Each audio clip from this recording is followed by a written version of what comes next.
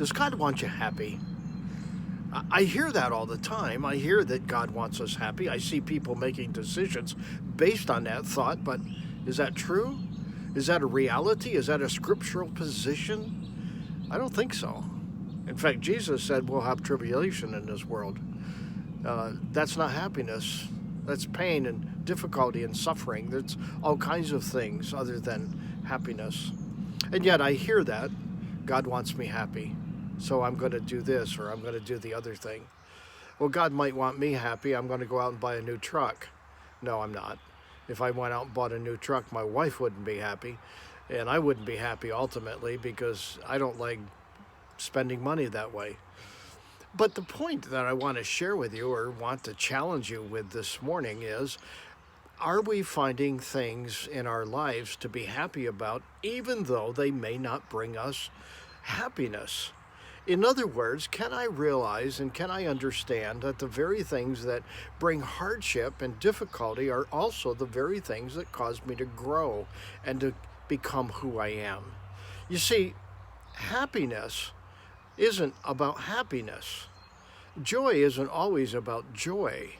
For the joy that was set before him, Jesus endured the cross. In other words, he endured hardship and difficulties because there was joy on the other side of the cross. And we have to realize that sometimes pain, difficulties, and the things of life are only passages into something better. And we must go through them. We cannot find a way around them.